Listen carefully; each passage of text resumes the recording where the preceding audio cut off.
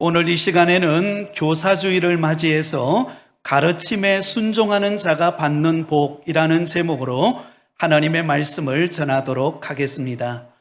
이솝 우화에 나오는 이야기입니다. 어떤 임금님이 3명의 신하들을 불러놓고 과연 이들이 진실되게 순종하는 충신인지 아닌지를 시험하기 위해서 한 가지 명령을 내리게 되었습니다.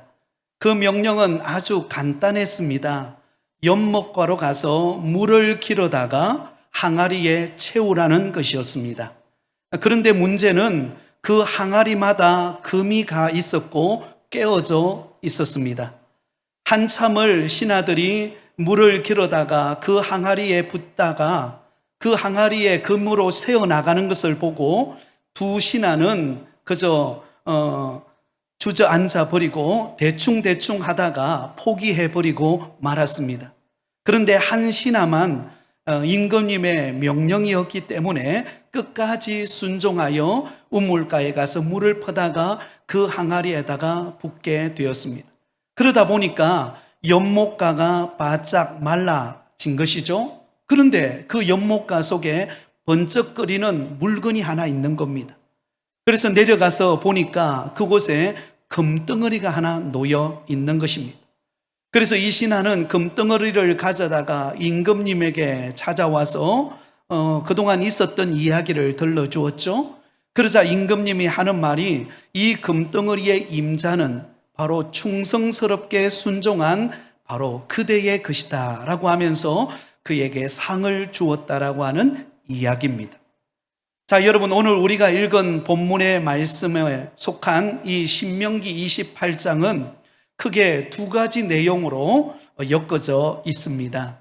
오늘 우리가 읽었던 1절에서 14절까지는 가르침에 순종하는 자에게 주어지는 복이 무엇인가를 기록하고 있고, 그리고 15절에서 68절까지는 가르침에 불순종하는 자가 받는 저주가 무엇인가를 기록하고 있습니다. 그런데 여러분, 참 신기한 것은 가르침에 순종하는 자가 받는 복에 관한 내용의 구절은 총 14구절로 기록되어 있는 반면에 가르침에 불순종하는 자가 받는 저주에 관하여서는 무려 54절이나 되는 것을 찾아볼 수 있습니다. 여러분, 이것은 무엇을 의미할까요? 우리가 가르침을 받고 하나님의 말씀대로 순종하는 삶을 사는 것보다도 도리어 불순종하여 사는 삶을 사는 경우가 훨씬 더 많음을 우리에게 보여줍니다. 인류 최초의 인간이었던 아담과 하와를 하나님께서 만드시고 그들에게 행위 언약을 맺으셨습니다. 에덴 동산 중앙에 선악을 알게 하는 나무를 세워놓고 그 선악과를 따먹지 말라라는 것입니다. 만일 그 선악과의 열매를 먹는 날에는 반드시 죽으리라고 하나님께서 명령하셨습니다. 그렇다면 여러분, 아담과 하와는 어떻게 해야 합니까? 그 하나님의 명령을 따라, 가르침을 따라 순종해야 마땅하지 않습니까? 왜냐하면 순종하는 삶을 살면 그의 앞에는 축복의 길이 있고 영원한 행복을 누리는 삶을 살 수 있기 때문입니다. 그런데 무슨 일이 일어나죠? 인류의 최초의 불순종의 사건이 벌어집니다. 사탄, 곧 뱀의 유혹을 받아서 먼저 하와가 선악과 열매를 먹습니다. 그리고는 그의 남편인 아담에게 주어서 그 아담이 선악과를 먹게 됩니다. 그러므로 인류에 죄가 들어오게 되었고 에덴 동산에서 쫓겨나서 죽음이 찾아오는 인생이 되어버리고 말았습니다. 그러므로 여러분, 성경은 창세기로부터 요한계시록에 이르기까지 일관되게 하나님께서 우리에게 말씀하시고 요구하는 것이 있습니다. 그것이 무엇인가 하면 바로 말씀의 가르침 앞에 순종하라는 것입니다. 순종하는 자에게는 복이 찾아오고 순종하지 않는 자에게는 저주가 임함을 말씀하고 있습니다. 그 중에서도 성경을 통틀어서 이러한 하나님의 가르침에 대한 순종에 관한 말씀을 가장 잘 요약해주고 있는 본문이 오늘 저와 여러분이 읽었던 신명기 28장의 말씀입니다. 여러분, 오늘 우리에게 주신 이 약속의 말씀만 저와 여러분이 매일매일 같이 그 말씀을 우리가 읽고 묵상하고 그 말씀을 우리 마음에 새긴다면 하나님께서 저와 여러분에게 큰 은혜가 임하는 실패하지 않는 인생으로 우리의 걸음을 인도하실 줄 믿습니다. 자, 그렇다면 여러분, 우리는 간절히 하나님께서 주시는 이 순종의 복을 받기를 원합니다. 그런데 우리가 가르침을 따라 순종의 복을 받기로 우리가 사모한다면 전제 조건이 있습니다. 여러분, 우리가 복을 받기를 원한다고 그 복이 주어지는 것 아닙니다. 왜냐하면 여러분, 우리가 복을 받고 싶다고 해서 아무 때나 복이 우리에게 임한다면 그것은 기복신앙에 지나지 않을 것입니다. 마치 여러분, 이것은 절에 가서 불공을 드리는 것과 같아요. 아니면 점집에 가서 사주팔자를 보고 신주단지를 모시고 구슬하고 부적을 넣어놓고 그러면서 복이 오기만을 바라는 상태, 여러분, 이것을 기복신앙이라고 말합니다. 그런데 여러분, 결코 기독교는 기복신앙을 말하지 않습니다. 우리가 믿는 기독교에서 말하는 진정한 복은 조건적입니다. 여러분, 우리가 예수 그리스도를 믿고 구원받는 것은 무조건적인 하나님의 은혜로 저와 여러분이 구원받은 줄 믿습니다. 그러나 이것을 제외하고 우리에게 주어지는 모든 복은요, 철저하게 조건적으로 주어집니다. 오늘 본문 1절 말씀을 보실까요? 우리 같이 한번 읽겠습니다. 시작. 내가 내 하나님 여호와의 말씀을 삼가 듣고 내가 오늘 내게 명령하는 그의 모든 명령을 지켜 행하면 내 하나님 여호와께서 너를 세계 모든 민족 위에 뛰어나게 하실 것이요. 자, 여러분, 여기 보시면 어떤 사람에게 복이 임한다라고 말씀하고 있습니까? 하나님의 말씀을 삼가 듣고 그 명령을 따라 지켜 행하는 자, 그 사람에게 하나님께서 복을 주신다라고 말씀하고 있습니다. 다시 말하면 우리에게 주어지는 복은요, 조건적이라는 사실을 기억하시기를 바랍니다. 순종하지도 않는데, 하나님의 말씀을 듣지도 않고 하나님의 말씀대로 순종하지도 않고 나쁜 짓은 다 하고 불법은 마음대로 자행하고 죄악된 삶을 살아가면서 복을 달라고 빈다고 그 사람에게 복을 주는 것이 아니라는 것입니다. 어불성설이에요. 여러분, 진정한 복은 가르침에 순종하는 자에게 주어지는 조건적인 복이라는 사실을 기억하실 수 있기를 바랍니다. 자, 그러면 여러분, 저와 여러분이 하나님께서 우리에게 조건적으로 주어지는 이 복을 오늘 신명기 28장 1절에서 14절까지 기록되어져 있는 이 엄청난 하나님의 숨겨진 이 복을 우리가 받으려면 여러분, 두 가지 조건을 갖추어야 됩니다. 여러분, 오늘 이 말씀을 잘 들으시기 바랍니다. 내 인생이 하나님께로부터 복받는 인생이 되기를 간절히 사모한다면 이 두 가지 전제 조건을 꼭 기억하실 수 있기를 바랍니다. 그 첫 번째 전제 조건은 하나님의 말씀을 잘 들어야 합니다. 한번 따라하겠습니다. 하나님의 말씀을 잘 듣자. 여러분, 하나님 앞에 가르침에 순종하는 자에게 주어지는 복을 받으려면요, 전제 조건이 있어요. 그 첫 번째 전제 조건은 바로 하나님의 말씀을 잘 듣는 성도가 되어야 한다는 것입니다. 오늘 본문 1절을 보면 이렇게 말합니다. 내가 내 하나님 여호와의 말씀을 삼가 듣고. 자, 여기 보면 삼가 듣는다라는 단어가 나오죠. 여기 삼가라고 하는 이 말을 서전에서 찾아보니까 이렇게 기록되어 있습니다. 존경하는 마음으로 조심스럽고 정중하게. 다시 말해서 하나님의 말씀을 삼가 듣는다라는 것은 말씀에 대한 존경과 권위를 인정하고 정중하게 받아들이는 것을 말합니다. 하나님의 말씀이 선포되어질 때에 여러분, 주의 종들과 교사들을 통하여 하나님의 말씀이 우리에게 전해질 때 그 말씀에 대한 존경과 권위를 인정하고 정중하게 그 말씀을 받아들이는 것, 이것이 바로 하나님의 말씀을 삼가 듣는 자의 모습입니다. 여러분, 우리가 하나님의 말씀의 가르침을 받을 때 그 말씀을 듣는 자의 태도에 따라서 그 말씀이 나의 말씀이 될 수도 있고 나의 말씀이 되지 않을 수도 있다는 거예요. 그러면 여러분, 우리가 말씀을 들을 때 어떤 태도를 갖는가가 굉장히 중요합니다. 여러분, 어떤 사람은 말씀을 들을 때에 건성건성으로 듣는 사람이 있습니다. 여러분, 이런 사람들은요, 하나님의 말씀에 대한 관심이 없는 사람입니다. 관심이 딴 데가 있는 거예요. 콩밭에 가 있는 거예요. 교회 와서 예배 드릴 때에 하나님의 말씀이 임할 때 그 말씀에 귀를 기울이고 그 말씀이 나의 말씀 되기를 사모해야 되는데 그 말씀에 관심이 없는 것입니다. 말씀이 나와 상관이 없고 그래서 한 귀로 듣고 한 귀로 흘려버리는 것입니다. 말씀 듣는 시간을 굉장히 따분해합니다. 그래서 자꾸 시계를 바라봅니다. 언제 마치려나 라고 하는 생각으로 가득 차 있습니다. 어떤 경우에는요, 말씀이 자장가로 들려요. 그래서 말씀 듣는 시간이 딱 되면 눈을 감습니다. 말씀이 끝나면 눈을 떠요. 여러분, 물론 하나님은 사랑하는 자에게 무엇을 주시죠? 잠을 주세요. 큰 소리로 말하시네요. 여러분 잘 주무시는 것도 은혜입니다. 그러나 여러분, 하나님의 말씀을 들을 때는 귀를 쫑긋하고 들으실 수 있기를 바랍니다. 여러분, 또 어떤 사람은 말씀을 들을 때에 습관적으로 말씀을 듣는 사람이 있습니다. 여러분, 이런 습관적으로 말씀 듣는 경우를 대부분이 살펴보면 어릴 때부터 항상 하나님의 말씀을 들어왔던 경우가 대부분입니다. 여러분, 어릴 때부터 하나님의 말씀을 들어왔으니 여러분 웬만한 말씀은 다 아시죠?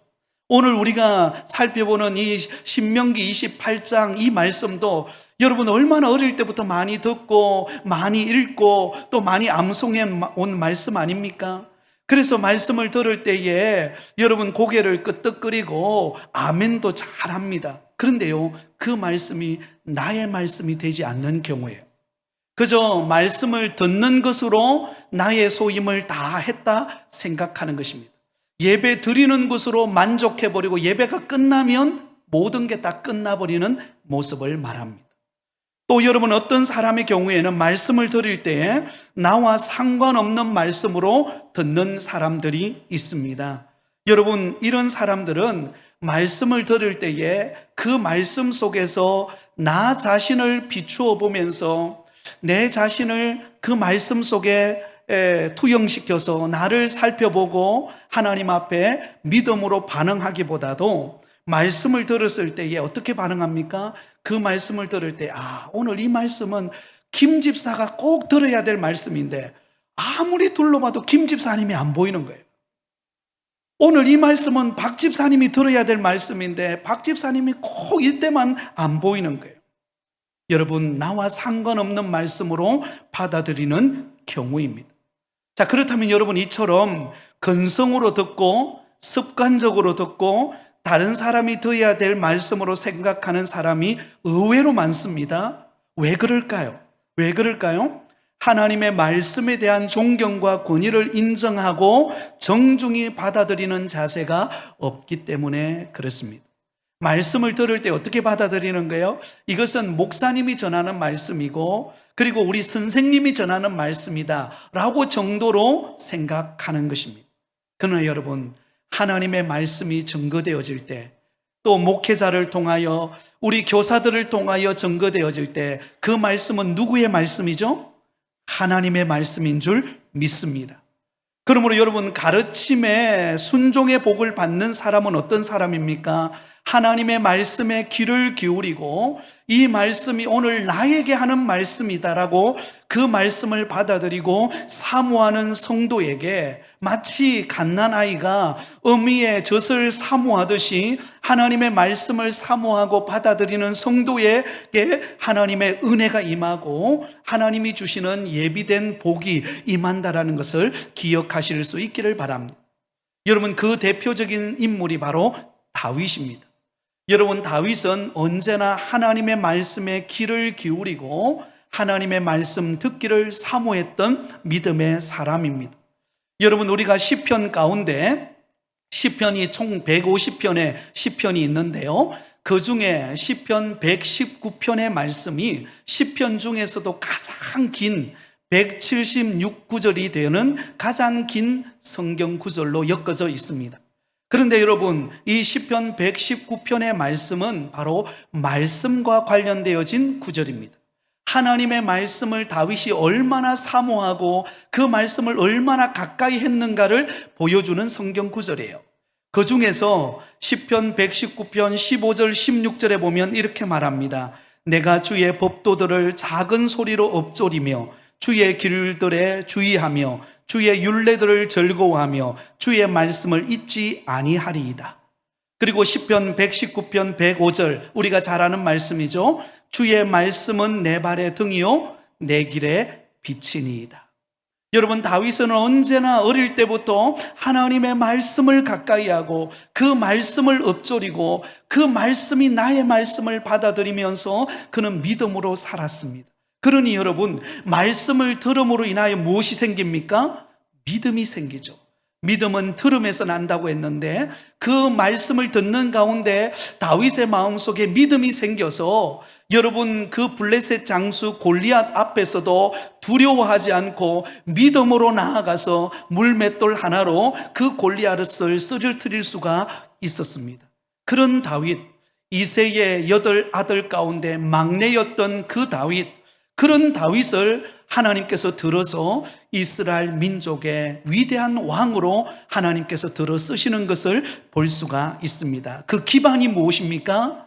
다윗은 하나님의 말씀을 잘 듣는 믿음의 사람이었기 때문입니다.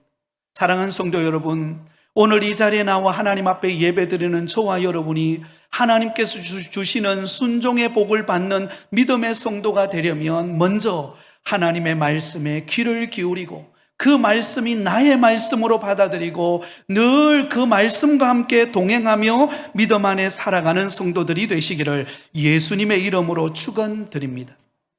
최근에 우리 교회에 제자훈련이 시작이 되었습니다. 여제자반 제자훈련이 시작이 되었는데요, 숙제 중에 하나가 무엇인가 하면 설교를 요약해 오는 숙제가 있습니다. 여러분, 설교를 요약해 오는 숙제를 하다 보니까는요, 설교 말씀을 들을 때 어떻게 듣겠습니까? 굉장히 집중해서 듣습니다. 그리고 한 번만 들어가지고는 요약해 오기가 어려워요. 그래서 여러분, 집에 가서 말씀을 또 듣습니다.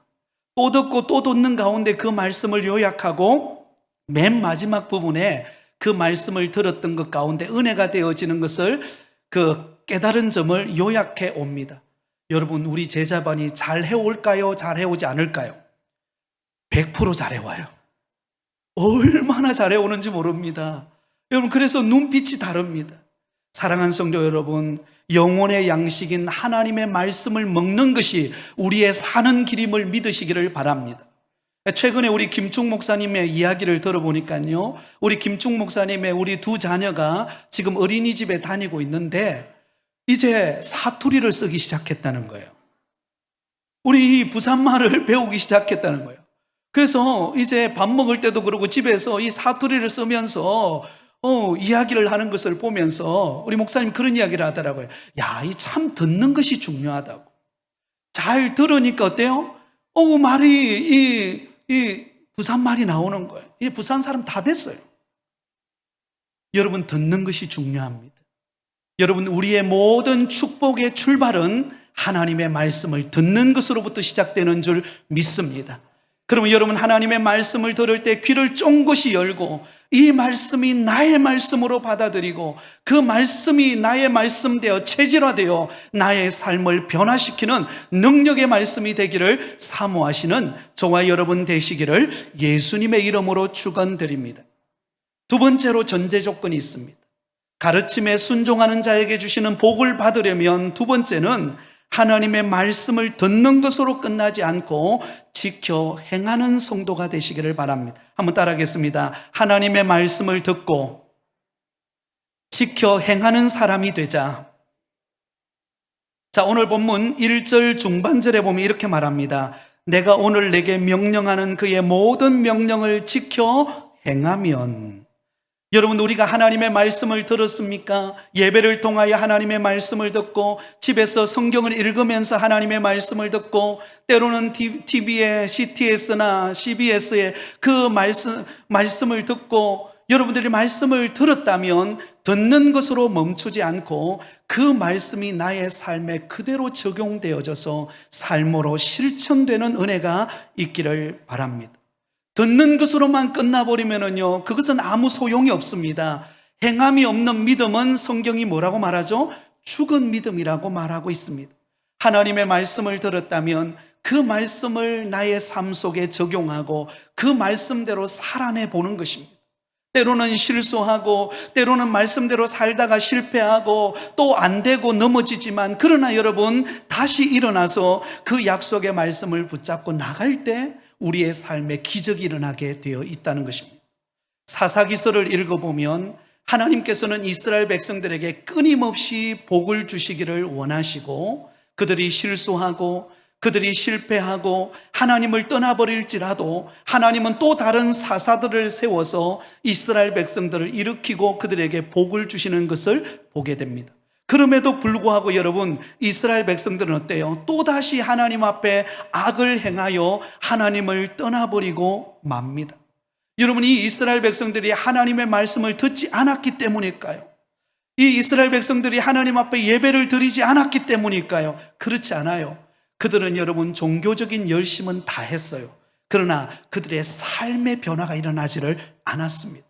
그들은 겉과 속이 달랐던 것입니다. 하나님 앞에 나와서 예배 드릴 때는 거룩한 척 예배를 드렸지만 돌아가서는 그의 삶은 여전히 우상을 숭배하고 여전히 세상 방식대로 살아가고 여전히 하나님 없는 것처럼 살아가 버리고 말았던 것입니다. 그러므로 여러분, 이러한 사사시대가 영적 암흑기 시대가 되어버리고 말았던 거예요. 오늘 이 자리에 예배 드리는 사랑하는 성도 여러분, 우리는 연약하고 부족하지만 하나님이 우리에게 주시는 말씀을 들었다면 그 말씀대로 살아내는 은혜가 있기를 바랍니다. 우리의 삶의 작은 것이라도 실천하며 한 걸음 한 걸음 믿음의 순종의 발걸음을 내어 디디면 하나님께서 우리 가운데 상상할 수 없는 하나님의 은혜로, 그리고 우리를 향한 놀라운 계획과 섭리 가운데 우리에게 응답하시는 역사가 있게 되어질 줄 믿습니다. 사랑하는 여러분, 하나님은 우리에게 복을 주시기를 원하십니다. 자, 이 복을 받으려면 두 가지 전제 조건을 이야기했습니다. 하나님의 말씀을 잘 듣는 것일 뿐만 아니라 하나님의 말씀대로 순종하고 실천하는 삶을 사는 것입니다. 자, 그러면 여러분, 이런 가르침에 순종하는 사람에게 하나님은 어떤 복을 주십니까? 오늘 본문에는 이러한 하나님이 주시는 복으로 가득 차 있습니다. 가장 먼저 오늘 본문에 보면은요, 위치 이동의 복을 주시는 것을 볼 수가 있습니다. 높아지게 하시는 복을 주십니다. 우리 1절 하반절에 보면 이렇게 말하죠. 내 하나님 여호와께서 너를 세계 모든 민족 위에 뛰어나게 하실 것이라. 여러분, 하나님의 말씀을 듣고 하나님의 말씀대로 순종의 발걸음을 뚜벅뚜벅 걸어가면은 하나님이 우리 가운데 어떻게 하신다고요? 우리를 높여주신다. 세계 모든 민족 위에 뛰어나게 하시는 위치 이동의 은혜를 주시는 것을 발견할 수가 있습니다.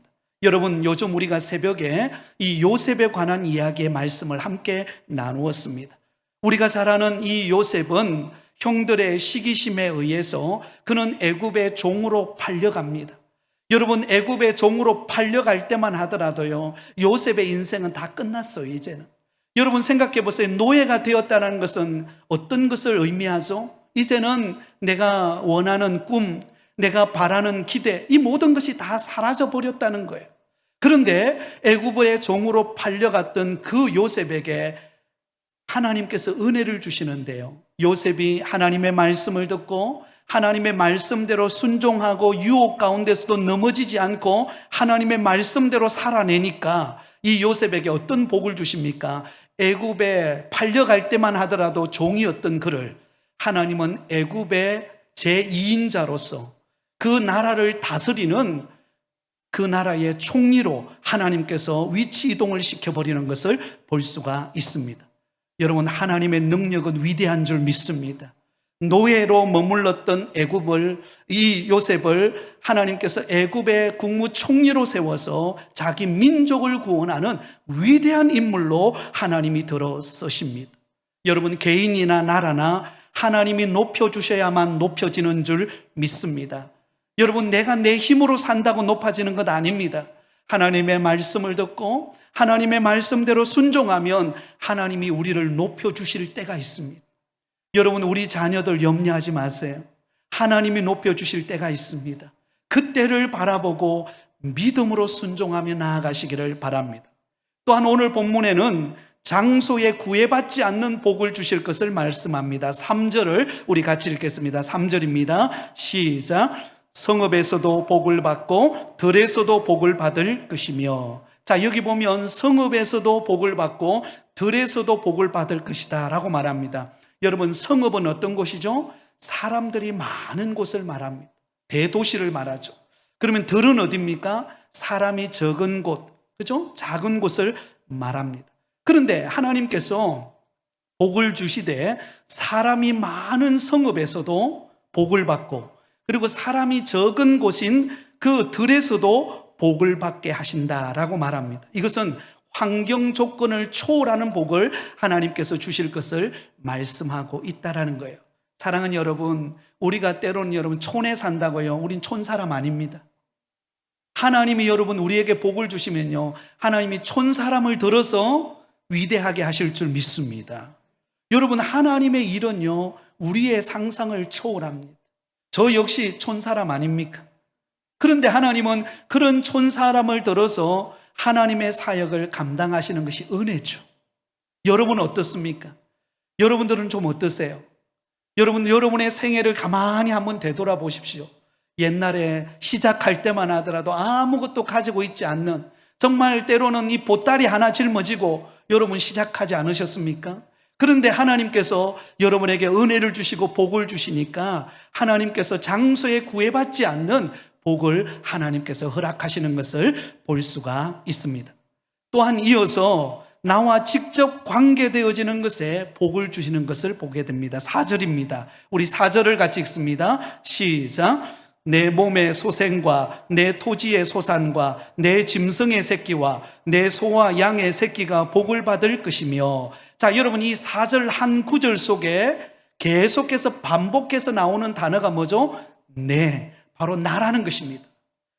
나의 몸의 소생과 나의 토지의 소생과 나의 짐승과 새끼와 나의 소와 양의 새끼가 복을 받게 될 것을 말합니다. 나와 연관되어져 있는, 다시 말하면 여기 보면 내 몸의 소생은 무엇을 말하죠? 바로 자녀들을 말하는 것입니다. 나를 통하여 내 자녀가 복을 받게 된다는 것입니다. 할렐루야.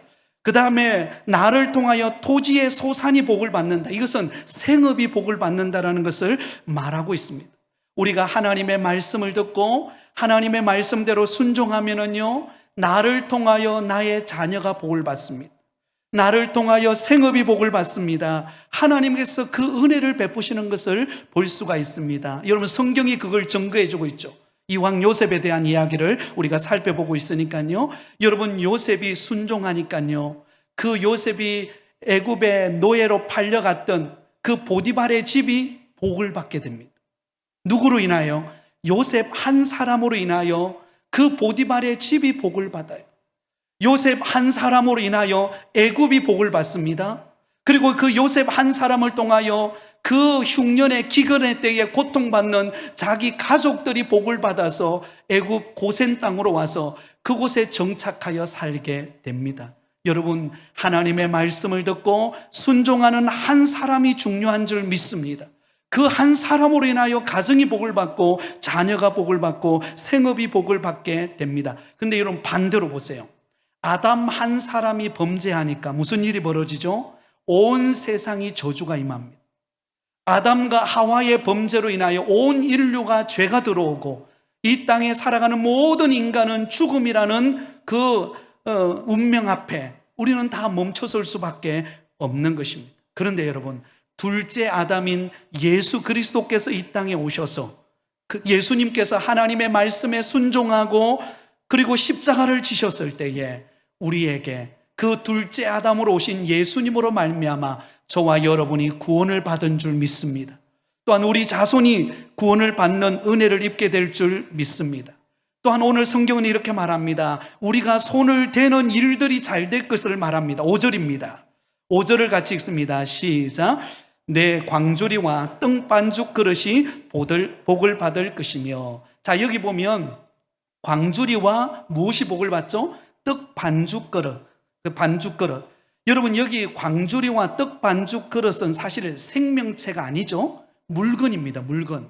그런데 이 물건임에도 불구하고 복 받는 한 사람을 통하여 그 물건조차도 복을 받겠습니다.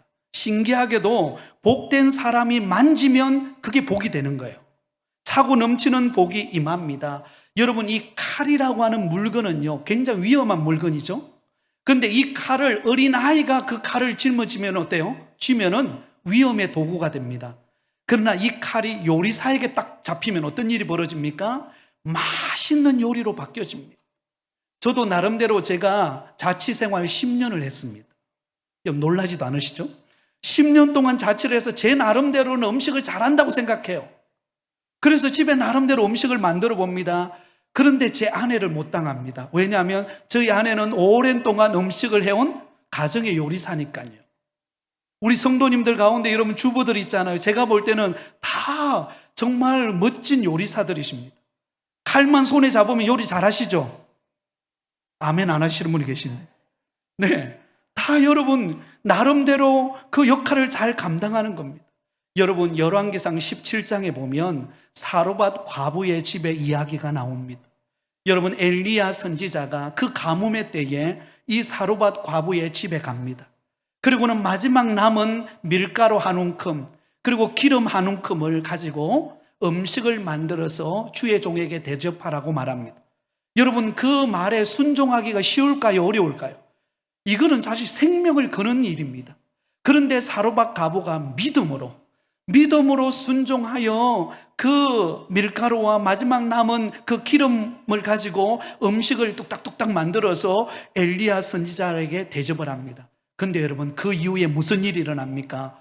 그 물건에 지나지 않는 그 밀가루와 그리고 그 기름통이 마르지 않도록 하나님께서 부어주시고 풍성하게 채워주시는 것을 볼 수가 있습니다. 사랑하는 여러분, 이 일을 행하시는 분이 복의 근원 되시는 하나님이심을 믿으시기를 바랍니다. 또한 오늘 본문은 조건을 초월해서 복을 주실 것을 말합니다. 6절을 같이 보겠습니다. 6절을 같이 읽습니다. 시작. 내가 들어와도 복을 받고 나가도 복을 받을 것이니라. 할렐루야. 우리 다시 한 번 더 이 본문을 같이 읽겠습니다. 시작. 내가 들어와도 복을 받고 나가도 복을 받을 것이니라. 자, 여러분, 여기 들어와도 복을 받고 나가도 복을 받는다, 이 말은 우리의 인생의 출입을 말합니다. 들어간다라는 것은, 들어와도라는 말은 시작을 말하죠. 나가는 것은 끝을 말합니다. 그리고 들어가는 것은 좋은 일을 말한다면 나가는 것은 굳은 일을 말합니다. 들어오는 것이 잘 되는 일이라면 나가는 것이 잘 안 되는 일을 말합니다. 들어가는 것이 성공이라면 나가는 것이 실패일 수 있습니다. 들어가는 것이 건강이라면 나가는 것이 우리의 질병일 수 있습니다. 그러나 여러분, 오늘 본문은 뭐라고 말하죠? 들어와도 복을 받고 나가도 복을 받는다.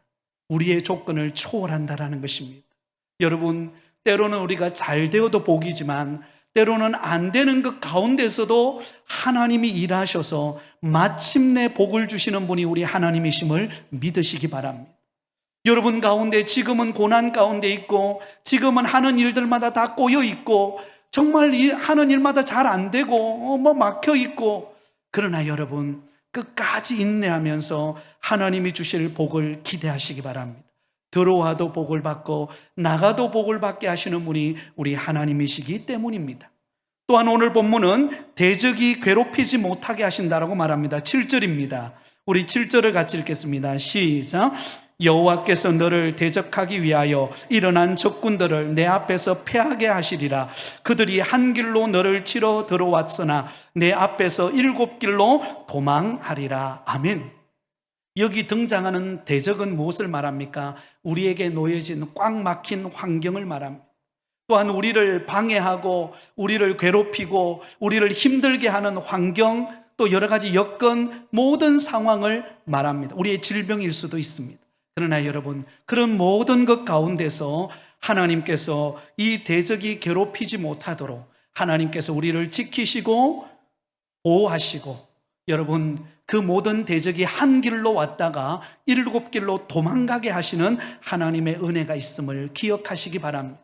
여러분, 요셉은 보디발의 집에서 하나님의 말씀대로 순종하는 가운데 그가 모함을 받게 됩니다. 여러분, 이 보디발의 아내가 매일같이 요셉을 유혹하죠. 그리고 나와 함께 자자, 나와 함께 동침하자. 그러나 여러분, 요셉은 하나님 앞에 범죄할 수 없기에 그는 과감하게 뿌리치고 도망을 칩니다. 근데 결국은 그 일로 인하여서 요셉은 강강미수범으로 감옥에 들어가게 됩니다. 여러분, 죄가 없는데 감옥에 들어갔으니 얼마나 억울하고 상처가 되었겠습니까? 그런데 여러분, 감옥에 들어갔던 그 요셉에게 하나님께서는 바로 왕의 2신하를 그 감옥 속에 보내어서 요셉을 만나게 합니다. 그리고 그들의 꿈을 해석해 주는 과정을 통하여 결국은 요셉이 애굽의 국무총리로 변화되어지는, 그의 위치 이동이 일어나는 계기가 어디에서 일어납니까? 바로 여기에서 일어나는 거예요. 사랑하는 여러분, 현실이 우리를 가로막고 우리 앞에 수많은 인생의 문제가 우리를 짓누른다 할지라도 그 대적은 우리를 멸망시킬 수 없습니다. 우리를 무너뜨릴 수 없습니다. 하나님은 반드시 우리를 일으키셔서 승리케 하실 줄 믿습니다. 도리어 그 환난과 시련과 고난이 우리로 하여금 그 위기를 통과하고 하나님이 우리를 통하여 이루시기를 원하시는 그 목적을 이루도록 만드실 것입니다. 그것을 바라보시기를 바랍니다. 자, 8절을 보시기 바랍니다. 우리 8절을 같이 읽습니다. 시작. 여호와께서 명령하사 내 창고와 내 손으로 하는 모든 일에 복을 내리시고 내 하나님 여호와께서 내게 주시는 땅에서 내게 복을 주실 것이며. 자, 여기 보면 창고와 내 손으로 하는 모든 일을 말하고 있습니다. 여러분, 여러분의 창고, 여러분이 하는 모든 일은 무엇입니까?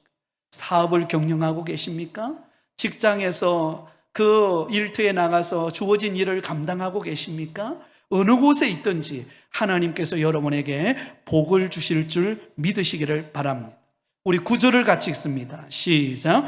여호와께서 내게 명세하신 대로 너를 세워 자기의 성민이 되게 하시리니 이는 내가 내 하나님 여호와의 명령을 지켜 그 길로 행할 것임이니라. 하나님께서 우리를 특별히 구별하여 세운 성민이 되어서 하나님의 역사를 감당하는 축복된 인생이 되도록 만들어 주실 것을 고백하고 있습니다. 자, 우리가 다 살펴보지 않지만 10절에서 14절까지도 계속해서 하나님이 하나님의 말씀대로 순종하는 자에게 주시는 복이 무엇인가를 말씀하고 있습니다. 자, 결론입니다.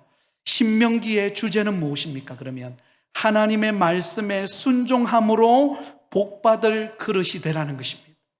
하나님의 말씀에 순종하고 가르침에 그 말씀을 듣고 그 말씀을 순종하는 자가 되어서 하나님이 상상할 수 없을 만큼 부어주실 그 복을 받는 믿음의 성도가 되시기를 바랍니다. 자, 여러분에게 마지막으로 질문하겠습니다. 오늘 신명기 28장 1절에서 14절까지 약속하고 있는 이 복을 여러분들은 받아 누리고 계십니까? 얼마나 그동안 이 복을 받아오셨습니까? 그러면 앞으로 여러분들은 얼마나 그 복을 받을 거라고 생각하고 계십니까? 여러분, 하나님이 우리에게 부어주시는 복은 우리의 상상을 초월합니다. 여러분, 우리 인간에게는 능력이 있다 그러잖아요. 지성의 능력이 있는데 우리는 여러분 그 지성의 능력 중에서도 단 몇 프로밖에 쓰지 못합니다. 그렇다면 무한하신 전능하신 하나님이 우리에게 주실 그 복은 얼마나 크고 놀라울까요? 그 복은 우리 앞에, 우리의 미래에 기다리고 있습니다. 그런데 그 복을 받아 누리는 사람과 받아 누리지 못하는 사람의 차이는 무엇입니까? 하나님의 말씀을 듣고 순종하느냐, 순종하지 않느냐의 결과인 것입니다. 오늘 이 자리에 있는 우리 모든 성도들은 비록 부족하고 연약할지라도 하나님의 약속의 말씀을 듣고 그 말씀대로 순종하며 믿음의 발걸음을 뚜벅뚜벅 한 걸음 한 걸음 걸어가시기를 바랍니다. 여러분들의 미래가 지금 암담하십니까? 그러면 오늘 하루를 바라보며 걸어가십시오. 오늘 하루에 충실하고 오늘 하루의 믿음의 길을 걸어가시기 바랍니다. 그러면 내일이 열릴 것입니다. 내일을 바라보고 걸어가는 자에게 그 다음 날이 기다리고 있습니다. 그리고 우리의 미래에 하나님이 주실 복은 우리의 상상을 초월할 것입니다. 그러므로 그날을 바라보면서 주눅들지 말고 낙심하지 말고 하나님이 주실 이 놀라운 복을 바라보며, 여러분 가능하다면 오늘 주신 이 약속의 말씀, 이 신명기 28장 1절에서 14절 말씀을 여러분 프린트를 하셔가지고 여러분이 식사하시는 식탁 위에다가, 그리고 여러분이 화장실에 가면 화장실에다가 그 성경 구절을 적어서 한번 붙여 놓으십시오. 그리고 매일같이 그 말씀을 읽고 그 말씀을 붙잡고 기도하십시오. 그리고 그 말씀대로 순종하십시오.